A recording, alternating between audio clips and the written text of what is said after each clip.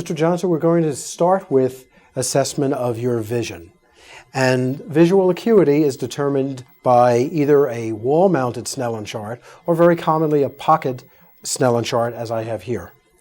Mr. Johnson, would you take your right palm and place it over your right eye?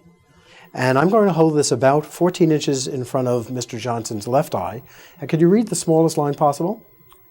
Okay, 2, 4, 8, 3, 7, 6, 1. Okay, you can bring the arm down, and if you put your palm of your left hand over your left eye, and would you now read the smallest line possible? 6, 9, 0, 2, 8, 3. Okay, you can bring the arm down. It's important to test visual acuity either with a formal Snellen chart or anything that has any print on it. Very commonly what you might do is ask a person to read the smallest line possible on anything that you might have by your patient, and then use something else to test the vision in the other eye. What we're going to do now is assessment of the external eye structures. And Mr. Johnson, if you just look at my nose, and we will now bring down the lower lids, inspecting the tarsus, the lids, and the conjunctiva. We'll elevate the upper lids, looking at the lacrimal gland area in this area. And we're going to check also whether or not there is injection or dilatation of the blood vessels in the conjunctiva over the sclerae, noticing the size of the pupils and the shape of the pupils as well. We're now going to check visual fields by confrontation field testing. For this procedure, the patient is asked to remove his or her glasses, and the examiner must remove his or her glasses as well. For this procedure, you want to stand approximately 2 feet in front of the patient, and you'll ask the patient to close his or her right eye as you close your left eye. So, Mr. Johnson, could you close your right eye for me? And I'd like you to look at my nose. And I'm going to close my left eye and look at your nose also. The hands are placed slightly closer to me and in the nasal and temporal fields of the patient's left eye. Mr. Johnson, tell me how many fingers you see now. 3. Okay. And how many fingers do you see now? 4. Okay. Try again. How many fingers do you see now? 3. Okay. What we're doing is assessing the nasal and temporal fields in the lower fields and in the superior fields. Please close your left eye. I'm going to close my right eye. Look at my nose. I'm looking at your nose. And Mr. Johnson, how many fingers do you see now? 3. Okay. And how many fingers do you see now? 3. Good. You can open your eye. Please make sure that when you do this procedure that the hands are closer to you, allowing the person to have the advantage of a larger field, and also that the palms are facing you as you hold up your fingers. We're now going to determine eye alignment and the pupillary responses to light. So David, what I'd like you to do is look in the distance, and I'm going to shine this pen light straight ahead, and I'm going to see where the light falls on individual corneas. We're looking first at the right and the left, and you'll notice that the light falls right directly in the center of the pupil, indicating that the eyes are straight. We're now going to continue on by using our pen light to check pupillary responses to light. And David, just continue to look in the distance as I shine this light from the side and shining it first on the left eye, looking for the direct and then consensual pupillary reflex, and then from the other side, the direct on the right and the consensual pupillary reflex on the left.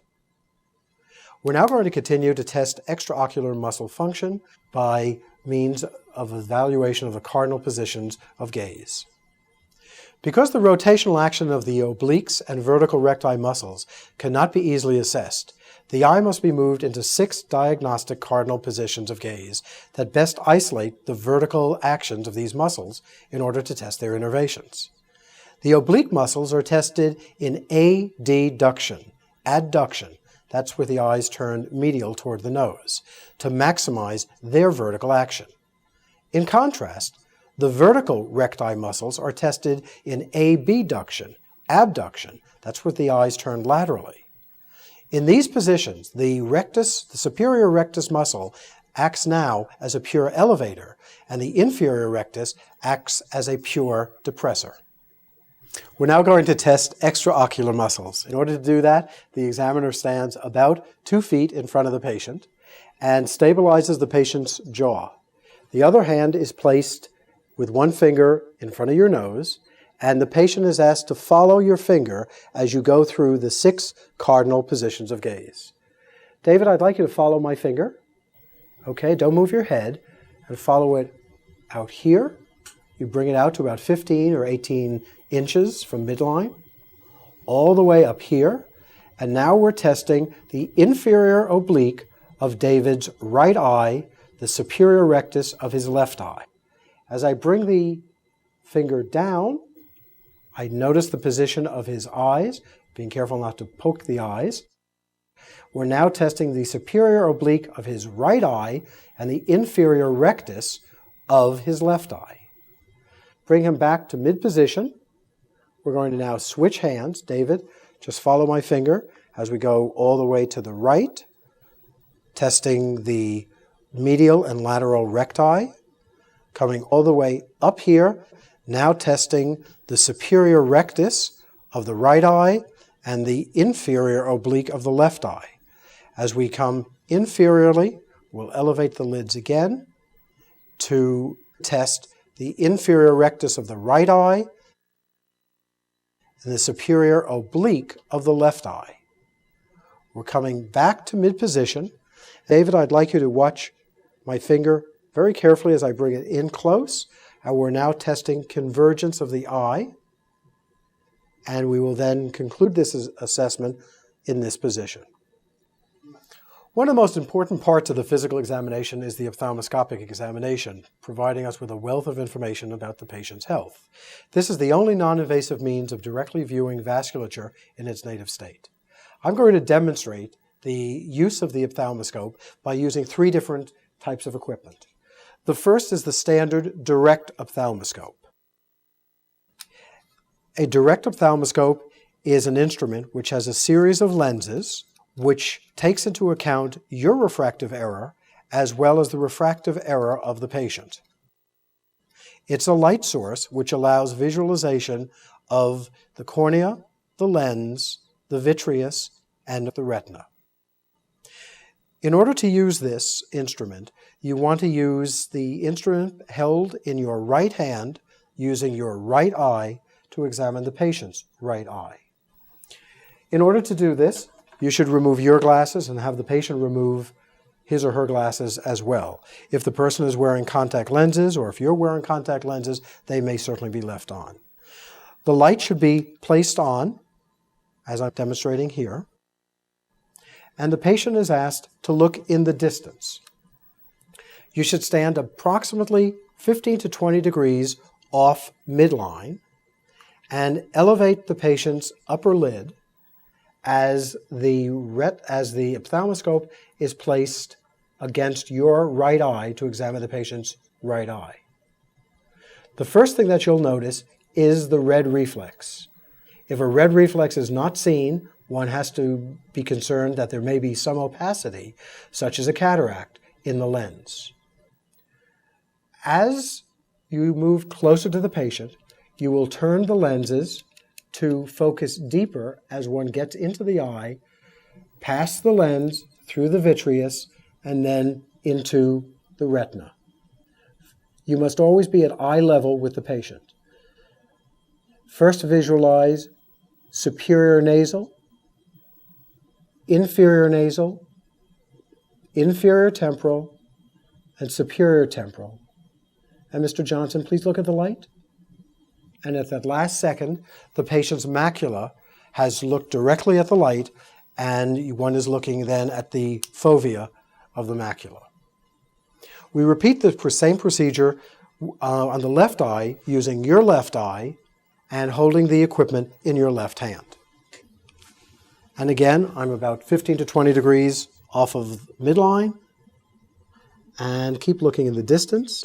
And as one gets closer to the patient, the diopter wheel focuses First, as we go through the cornea, the lens, the vitreous, and now the retina. The optic disc is well visualized, as is the vasculature. Looking superior nasal, inferior temporal, superior temporal. And Mr. Johnson, look at the light, please. Thank you. This is the wall-mounted ophthalmoscope, and its operation is quite identical to the handheld unit. The only difference is that instead of the control on the handheld unit here, one has the on switch here. And the control of the intensity of the light is by this knob right here. In the newer wall-mounted unit, the brightness control is in fact in the handle. When one places it back into the holder, the instrument is turned off.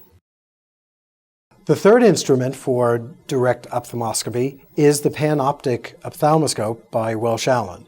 This provides a panoramic view of the fundus and provides a 5 times larger in diameter view than the standard direct ophthalmoscope.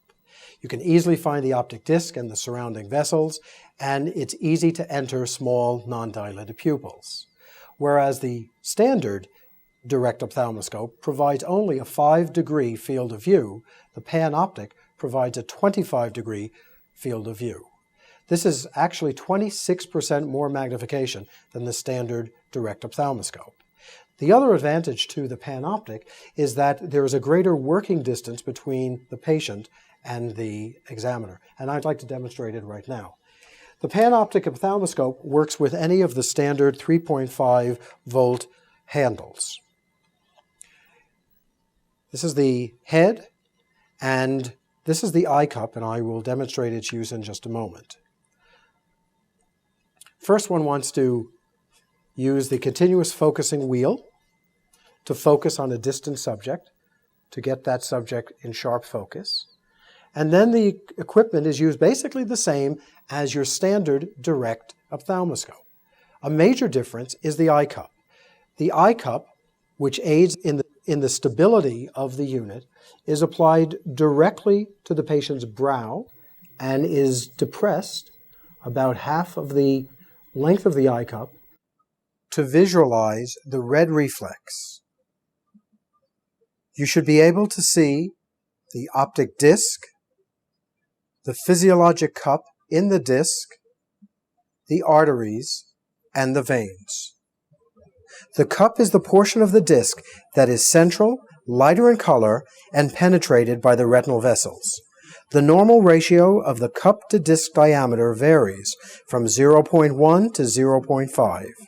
The examiner should check the cup to disc ratio in both eyes for symmetry. The retinal vessels are evaluated as they arborize over the retina. The central retinal artery gives rise to 4 main branches that supply the superior and inferior aspects of the temporal and nasal quadrants of the optic fundus. And again, one will examine all of the quadrants as well as the macula in the standard fashion. A major advantage of this is that many individuals are one-eye dominant, and therefore may have trouble using their left eye to examine the left eye of the patient. With the panoptic, if you just turn this way, Mr. Johnson, and look straight in the distance, I can actually visualize Mr. Johnson's left retina by using my right eye, as I'm demonstrating now. In addition, of course, I could use the instrument in my left hand and examine the left retina as well. How are you feeling? Okay, we're now going to proceed to the examination of the ear.